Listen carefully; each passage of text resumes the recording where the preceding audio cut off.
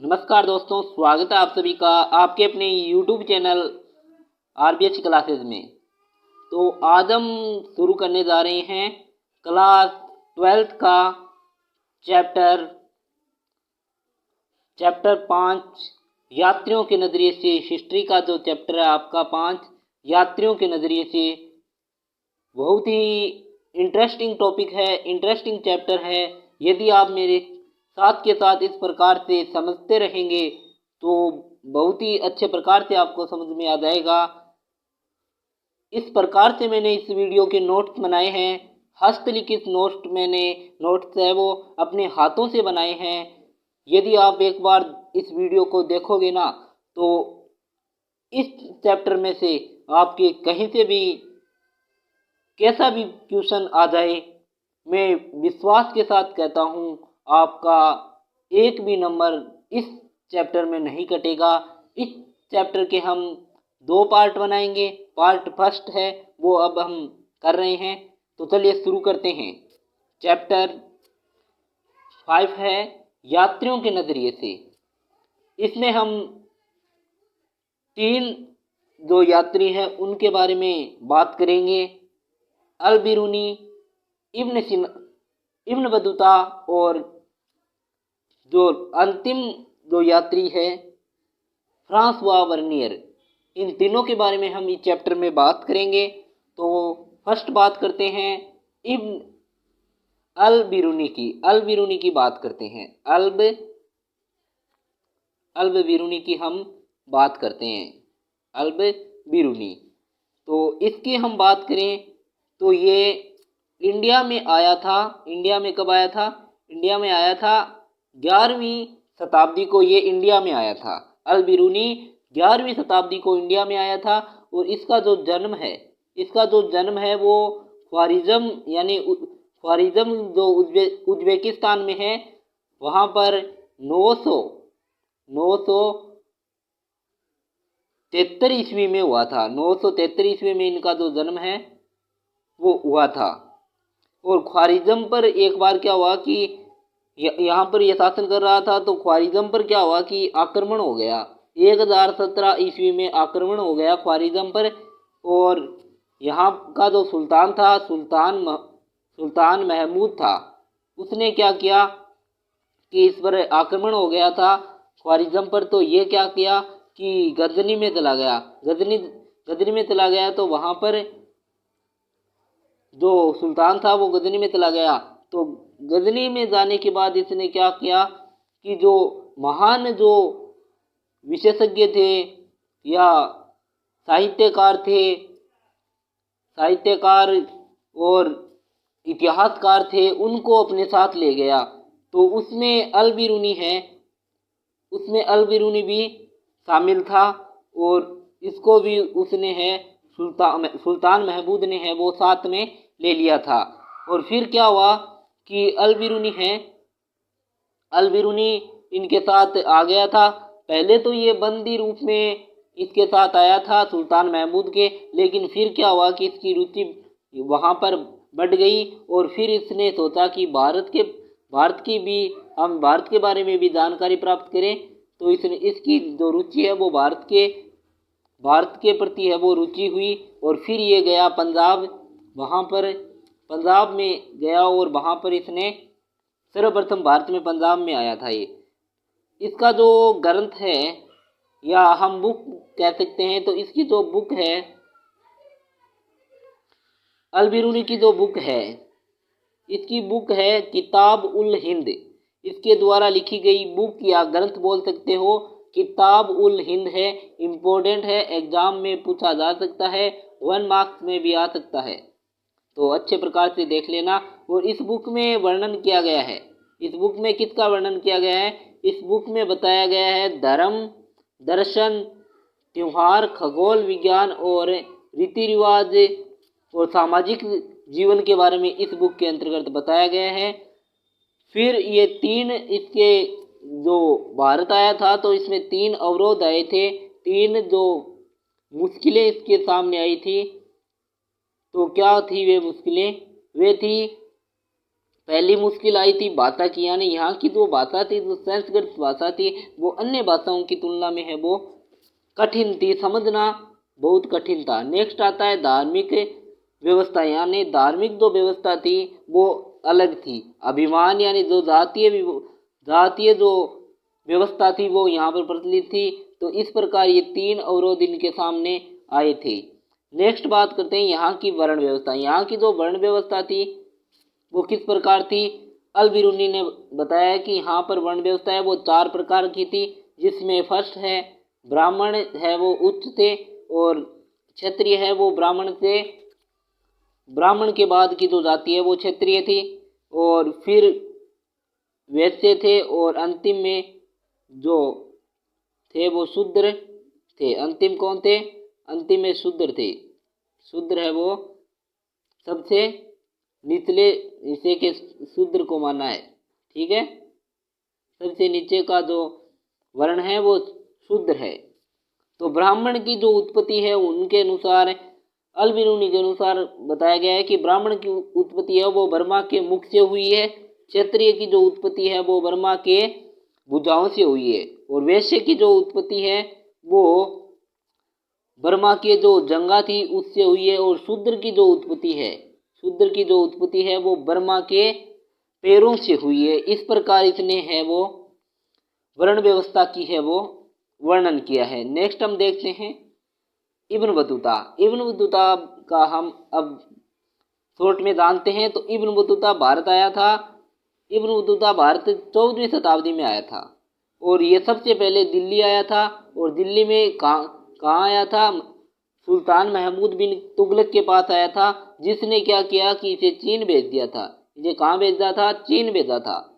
और इस Ibn Battuta का जो जन्म है वो पश्चिम अफ्रीका के मोरको में तंजानिया नामक एक शहर है, वहाँ पर हुआ था। और 1333 ईस्वी में क्या हुआ कि ये 1333 ईस्वी में है वो स्थल मार्ग से है वो सिंध पहुंचा था, यानी 1333 ईस्वी में स्थल मार्ग से इब्न बतूता है वो सिंध पहुंचा था। नेक्स्ट यहाँ पर, और इसने पूरी यात्रा करके 1347 ईस्वी में है वो वापस अपने घर लौट गए थे। यहाँ पर इम्पोर्टेंट क्वेश्चन यहाँ पर है कि इब्न जुजाई, यानी इब्न जुजाई क्या था? तो इब्न बतूता के श्रुतलेखों को लिखने के लिए नियुक्त किया गया था। इब्न जुजाई कौन था? इब्न जुजाई वह था जो इब्न बतूता के श्रुतलेखों को लिखने के लिए इब्न बतूता ने नियुक्त किया था, वह इब्न जुजाई था। नेक्स्ट बात करते हैं कि ये चीन के विषय में इब्न बतूता के वृत्तांतों की तुलना है वो मार्को पोलो से की। चीन के विषय में है वो इब्न बतूता के वृत्तांतों की जो तुलना है वो मार्को पोलो से की थी। अर्थात मार्को पोलो जिस प्रकार चीन के रास्ते भारत आया था, उसी प्रकार है वो इब्न बतूता आया था। मार्को पोलो भी एक यात्री था जिसका वृत्तांत है वो लिखा गया था, उसने अपने वृत्तांत लिखा था। और इसी की मार्को पोलो की तरह ही इब्न बतूता है वो चीन से होकर भारत आया था। नेक्स्ट बात करते हैं, इम्पोर्टेंट है, इब्न बतूता के पद चिन्हों पर है। पद चिन्हों पर भारतीय जो लेखक थे वो कौन कौन थे? तो फर्स्ट है अब्दुल रज़ाक समरकंदी। अब्दुल रज़ाक समरकंदी है वो 1440 यानी 15वीं शताब्दी को इब्न बतूता के पद चिन्हों पर भारत आया था। और ये कहाँ आया था? दक्षिणी भारत यानी साउथ इंडिया में आया था। नेक्स्ट आया था महमूद वली बल्खी आया था, जो 1620 में आया था, यानी 17वीं शताब्दी में आया था। और ये ऑल इंडिया यानी बृहत भारत के अंदर भ्रमण किया था। नेक्स्ट आया था शेख अली हाजिन। शेख अली हाजिन आया था 1740 में, यानी 18वीं शताब्दी में ये आया था। और इसने क्या किया कि नॉर्थ इंडिया यानी उत्तरी भारत में है वो भ्रमण किया था। इसकी जो बुक थी इब्न बतूता की वो थी रिहला, या ग्रंथ था वो रिहला था। और इसने जो है नारियल और पान का वर्णन किया है। नारियल और पान का है वो वर्णन किया है। आगे हम इसका क्वेश्चन भी लेंगे नारियल और पान का भी। तो आप निश्चित होकर इस वीडियो को देखते रहे एंड तक, आपको अच्छे प्रकार से है वो नोट्स मिल जाएंगे। ये हम इसके बारे में मोटा मोटी जो बात होती है, जो शॉर्ट बात है, वो हम इसके बारे में वर्णन कर रहे हैं। तो आप अच्छे प्रकार से वीडियो में एंड तक बने रहना। तो चलिए अब बात करते हैं कि भारत के दो बड़े शहरों की इसने है वो तुलना की थी। शहर है वो बड़े शहर बताए थे। इब्न बतूता ने भारत के दो बड़े शहर बताए थे, यानी 2 इंडियन सिटीज इसने बताई थी, जिसमें फर्स्ट थी दिल्ली। इसको दिल्ली को सबसे बड़ा शहर बताया था। और दौलताबाद भी इसने बताया था कि दिल्ली का मुकाबला करता है और दिल्ली से ये भी दिल्ली को चुनौती देता है, ऐसा इसने कहा था। नेक्स्ट यहाँ पर कहा है कि दिल्ली में 28 दरवाजे इसने बताए, यानी 28 गेट्स इसने बताए हैं इब्न बतूता ने। और बदायूं का जो दरवाज़ा है वो सबसे विशाल और सबसे बड़ा दरवाज़ा बताया गया है। और मांडवी दरवाज़ा है उसमें अनाज मंडी को बताया गया है। और एक गुल दरवाज़ा था जिसके अंदर इब्न बतूता ने बताया था कि वहाँ पर फलों के बागान है। नेक्स्ट यहाँ पर है एक इम्पोर्टेंट बात बताई थी इसने कि दिल्ली के अंदर एक दीवार है जिसकी चौड़ाई 11 हाथ है। कितनी है? 11 हाथ है। और एक हाथ बराबर 20 इंच होता है। एक हाथ बराबर कितना है? 20 इंच है। और दौलताबाद को भी बताया था कि यह दिल्ली को चुनौती देता है, सबसे बड़ा शहर दिल्ली बताया था। नेक्स्ट यहाँ पर बात करते हैं कि इसकी इम्पोर्टेंट बात है भारतीय डाक व्यवस्था, जो इसको बहुत पसंद आई थी। इंडियन पोस्टल सिस्टम था वो इसे बहुत पसंद आया था। ये 2 प्रकार का था, यानी 2 टाइप्स थे इसके, जिसमें था घोड़ा यानी अश्व, हॉर्स डाक व्यवस्था, और पैदल यानी फुट पोस्टल सिस्टम या हॉर्स पोस्टल सिस्टम, 2 प्रकार के। नेक्स्ट है फ्रांसवा वर्नियर। तो फ्रांसवा वर्नियर का ग्रंथ या बुक थी वो थी travels in the Mughal Empire. इसका प्रमुख ग्रंथ या बुक थी। और ये भारत आया था 17वीं शताब्दी में, यानी 17वीं सेंचुरी में ये भारत आया था। ये फ्रांस का रहने वाला था। इसका जो जन्म है वो फ्रांस में हुआ था। और ये 12 वर्ष तक इंडिया में रहा था। 1656 से 1668 तक ये भारत में रहा था, यानी 12 वर्ष तक ये इंडिया में रहा। इंडिया में 12 वर्ष तक ये रहा था। नेक्स्ट यहाँ पर कि ये शाहजहां के बड़े पुत्र दारा शिकोह का चिकित्सक रहा, यानी दारा शिकोह का ये चिकित्सक रहा था फ्रांसवा वर्नियर। और ये इसने क्या किया कि गरीब किसान की है वो बात करता था, यानी भारत को है वो फ्रांस से नीचा दिखाने का ये अपनी बुक के अंदर वर्णन करता था कि भारत है वो फ्रांस की तुलना में है वो दयनीय है, अर्थात इसकी यहाँ गरीब बताता था भारत को। और इसीलिए इसने गरीब किसान की है वो बात करता था कि यहाँ का जो किसान है वो गरीब है, इसकी जो किसान है वो स्थिति खराब है, ऐसा बताता था। नेक्स्ट यहाँ पर इम्पोर्टेंट है दुआर्ते बरबोसा। तो कौन था दुआर्ते बरबोसा? तो यूरोपीय लेखक था दुआर्ते बरबोसा। आगे देखते हैं, दक्षिण भारत में व्यापार और समाज का एक विस्तृत जो विवरण है वो लिखा था दुआर्ते बरबोसा ने, जो यूरोपीय लेखक था। इम्पोर्टेंट है, एग्जाम में पूछा जा सकता है। जो बैप्टिस्ट टेवर्नियर जो फ्रांस का रहने वाला था, इसने क्या कहा था कि भारत की जो व्यापारिक जो स्थितियों से बहुत प्रभावित हुआ था और उसने भारत की जो तुलना है वो ईरान और ओटोमन साम्राज्य से की थी। यानी टेवर्नियर ने जो भारत की तुलना किससे की थी? ईरान और ओटोमन साम्राज्य से की थी। इम्पोर्टेंट है, आ सकता है एग्जाम में क्वेश्चन पूछा जा सकता है। अब बात करते हैं इम्पोर्टेंट क्वेश्चंस की। तो इम्पोर्टेंट क्वेश्चंस कौन कौन से हैं? तो पहला जो क्वेश्चन हमने लिया है छांट करके लिया है, अच्छे प्रकार से हमने इसके नोट्स बनाए हैं। तो पहला जो क्वेश्चन है किताब उल हिंद के बारे में आपको विस्तार से है वो बताना है। किताब उल हिंद क्या है? तो किताब उल हिंद हमने हस्तलिखित नोट आपके लिए बनाए हैं, तो बहुत मेहनत लगी है, इसलिए वीडियो को लाइक कर दीजिएगा। चैनल पर नए सब्सक्राइब करके ऑल पे क्लिक जरूर कर लीजिएगा। चलिए वीडियो आगे बढ़ाते हैं। तो किताब उल हिंद अरबी भाषा में लिखी गई है और एक अल बिरूनी की कृति है। किसकी कृति है? अल बिरूनी की है। और इसकी जो भाषा है वो सरल और स्पष्ट है। ये एक विस्तृत जो ग्रंथ है जिसमें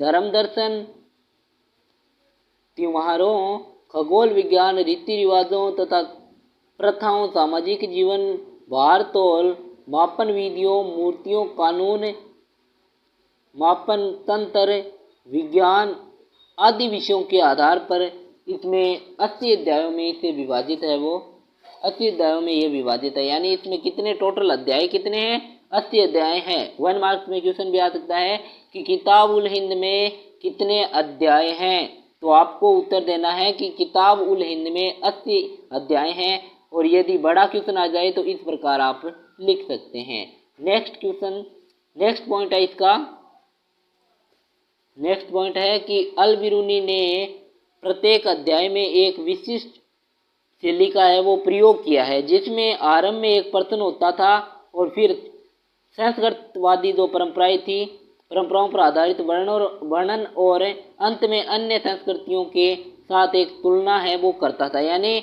अल बिरूनी क्या करता था कि संस्कृति जो परंपराएं होती थी उस पर तो आधारित वर्णन कर देता था और उन सांस्कृतिक जो परंपराएं होती थी उनकी तुलना है वो अन्य संस्कृतियों की जो साथ है वो करता था, तुलना करता था ये। नेक्स्ट यहाँ पर अल बिरूनी है वो संस्कृत, पाली तथा प्राकृतिक ग्रंथों के अरबी भाषा में अनुवाद तथा रूपांतरण में परिचित था और इसमें दंत कथाओं से लेकर खगोल विज्ञान और चिकित्सा संबंधित कृतियाँ सभी इसके अंतर्गत है वो शामिल है। नेक्स्ट क्वेश्चन है कि अल बिरूनी को भारत का यात्रा वृत्तांत लिखने में कौन कौन सी जो कठिनाइयाँ हैं वो सामने आई।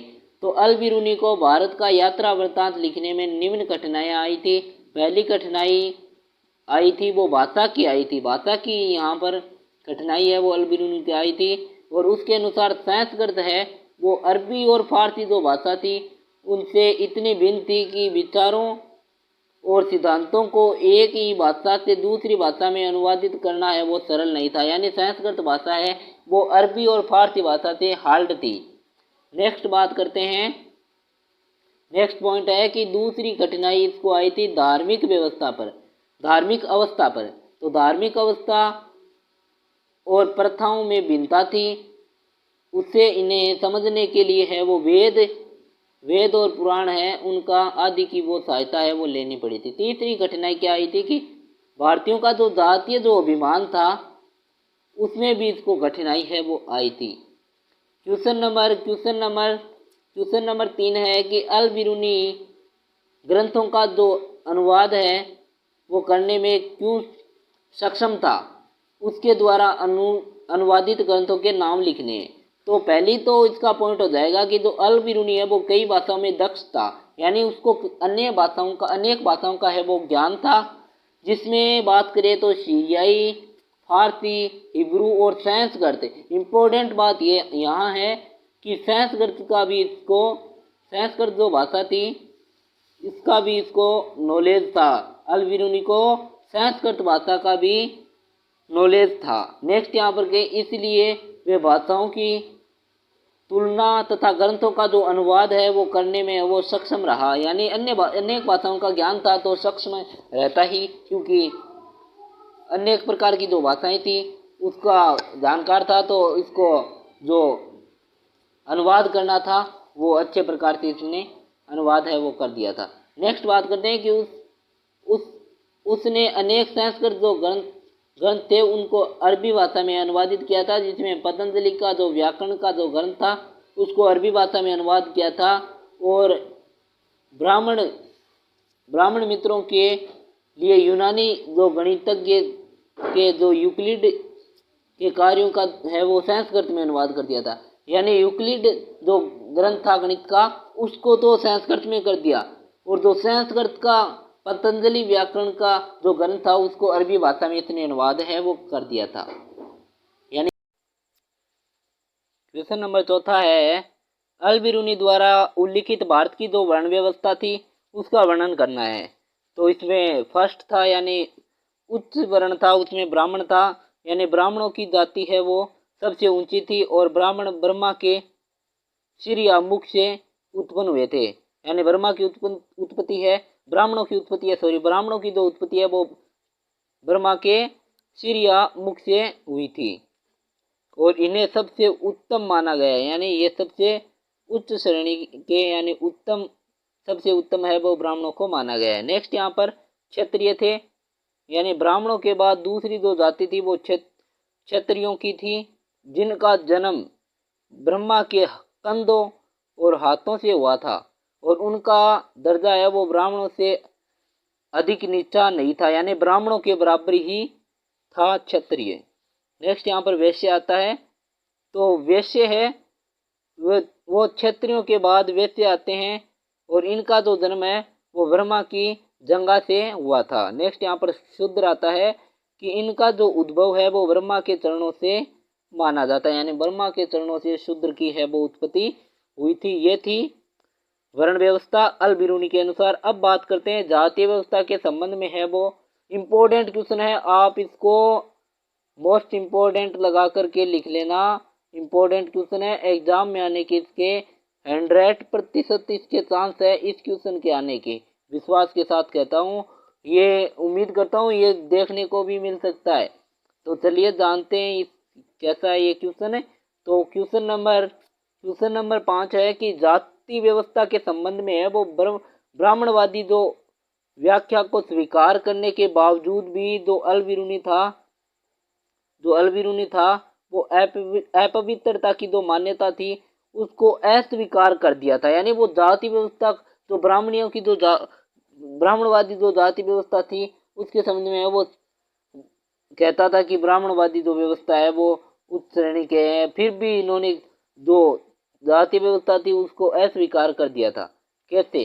तो जानते हैं इसका आंसर होगा कि उसने लिखा है कि प्रत्येक वह वस्तु जो अपवित्र हो जाती है अपनी पवित्रता की मूल स्थिति को पुनः प्राप्त करने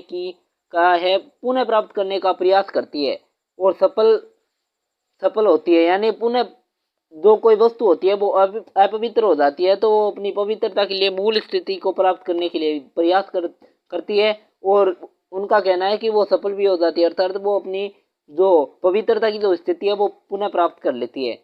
और सूर्य वायु की उदाहरण देता है कि सूर्य है वो वायु को स्वच्छ करता है, सूर्य क्या करता है? वायु को स्वच्छ करता है, और समुद्र नमक में पानी को गंदा होने से बचाता है, यानी समुद्र में है वो नमक की अधिकता होती है तो उससे क्या होता है कि पानी है वो गंदा नहीं होता है, बैक्टीरिया वगैरह है वो अन्य प्रकार के जीवाणु उसमें उत्पन्न नहीं होते हैं।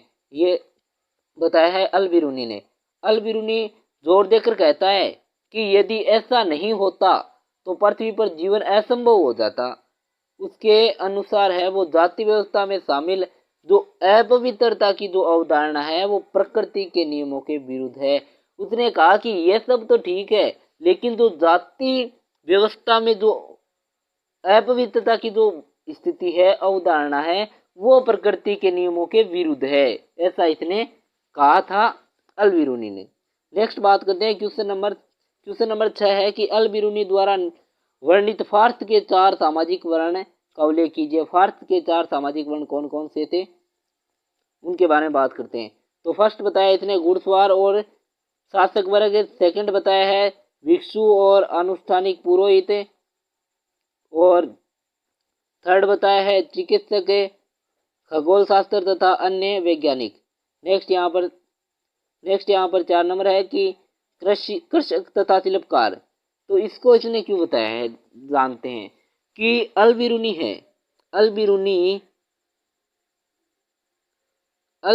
है वो ये दर्शाना चाहता था कि ये जो सामाजिक वर्ग है वो केवल भारत की सीमित नहीं थे, ये अन्य देशों में भी है, यानी ये भारत में ही नहीं है बल्कि अन्य देशों में भी है। ये जो व्यवस्था है वो अन्य देशों में भी है, सामाजिक जो वर्ग है वो अन्य देशों में भी है। नेक्स्ट बात करते हैं क्वेश्चन नंबर 7 है कि अल बिरूनी के यात्रा वृत्तांत लिखने का क्या उद्देश्य था, यानी वो किस उद्देश्य से यात्रा वृत्तांत लिखा था।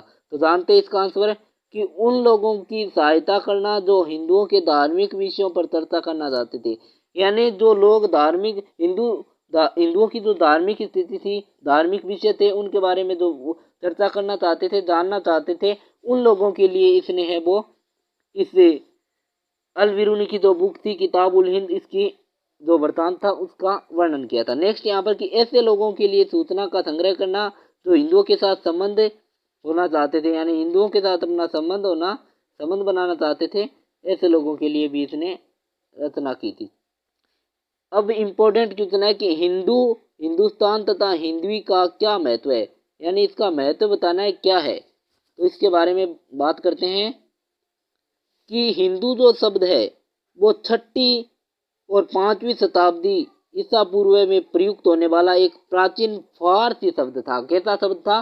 फारसी शब्द था। आपको पूछा जा सकता है कि 6वीं से 5वीं शताब्दी में प्रयुक्त होने वाला हिंदू शब्द किस भाषा का शब्द था? तो प्राचीन फारसी जो भाषा थी उसका शब्द था, फारसी शब्द से निकला था, जिसका प्रयोग सिंधु नदी के पूर्व क्षेत्र के लिए यानी इंड्स नदी के लिए यानी इंड्स या सिंधु नदी के पूर्व क्षेत्र के लिए होता था। किसके लिए होता था? पूर्व क्षेत्र के लिए होता था, सिंधु नदी के। और अरबी लोगों ने इस फारसी शब्द का जो प्रयोग है वो करना है वो जारी रखा था। फारसी शब्द का प्रयोग करना है वो जारी रखा था। और इस क्षेत्र को इन्होंने कहा था अल हिंद तथा यहाँ के निवासियों को हिंदी कहा। और कालांतर में तुर्कों ने सिंधु के पूर्व क्षेत्र में रहने वाले लोगों को हिंदू और निवास क्षेत्र को हिंदुस्तान तथा उनकी जो भाषा थी उसको हिंदवी की संज्ञा है वो दी थी। तो ये इम्पोर्टेंट है, आप अच्छे प्रकार से तैयार कर लीजिएगा। क्वेश्चन नंबर 9 है कि इब्न बतूता की यात्राओं के बारे में हमको वर्णन करना है। तो इब्न बतूता की यात्राएं, तो अन्य विदेशी यात्रियों के विपरीत इब्न बतूता पुस्तकों के स्थान पर यात्राओं से प्राप्त अनुभव को ज्ञान का है वो अधिक महत्वपूर्ण स्रोत मानता था। यानी अन्य जो यात्री थे वो क्या करते थे कि पुस्तकों के आधार पर ही वो बताते थे, लेकिन इब्न बतूता इनसे अलग था। वो यात्रा करके अपने आंखों देखे अनुभव को है वो महत्वपूर्ण स्रोत मानता था। और 1332 से 33 ईस्वी में ये भारत के लिए प्रस्थान करने से पहले मक्का की तीर्थ यात्रा सीरिया, इराक, फारस, यमन, ओमान तथा पूर्वी अफ्रीका के अनेक तटीय व्यापारिक बंदरगाहों की इसने है यात्रा, इतने क्षेत्रों की यह यात्रा कर चुका था। नेक्स्ट है इब्न बतूता की भारत यात्रा का वर्णन। तो इब्न बतूता की भारत यात्रा का वर्णन है कि मध्य एशिया के मार्ग से होते हुए इब्न बतूता है वो 1333 ईस्वी में स्थल मार्ग से सिंध पहुंचा। उसने दिल्ली के सुल्तान मोहम्मद बिन तुगलक के बारे में सुन रखा था कि वह कला और साहित्य का उदार संरक्षक है और अतः उनकी जो ख्याति से आकर्षित हुआ था इब्न बतूता। और इब्न बतूता ने मुल्तान के कच्छ होते हुए ये दिल्ली की ओर प्रस्थान किया था और तुगलक की विद्वत्ता से प्रभावित हुआ और उससे दिल्ली का काजी अथवा न्यायाधीश घोषित कर दिया गया था। यानी इब्न बतूता क्या हुआ कि इनकी जो ये पहले से ज्ञानी था, अन्य प्रकार की अनेक भाषाओं का जानकार था, फिर भी ये अन्य देशों की यात्रा कर चुका था, इसलिए इब्न बतूता इससे बहुत प्रभावित हुआ और इसे काजी अर्थात न्यायाधीश या जज का जो पद था उसको नियुक्त कर दिया था। यानी जज का जो पद था, जज के पद पर इसको नियुक्त कर दिया था, इसको जज के पद पर भी नियुक्त किया गया था। तो ये थे 10 क्वेश्चन आज के इस वीडियो में, और जो सामान्य जानकारी थी वो भी हमने इस वीडियो में कवर की है। उम्मीद करता हूँ वीडियो पसंद आया होगा। वीडियो पसंद आए तो वीडियो को लाइक कर दीजिएगा, चैनल पर नए सब्सक्राइब करके ऑल पे क्लिक जरूर कीजिएगा। मिलते हैं गाइस नेक्स्ट वीडियो में कुछ नए टॉपिक के साथ, तब तक के लिए जय हिंद, जय भारत। पढ़ते रहिए और बढ़ते रहिए।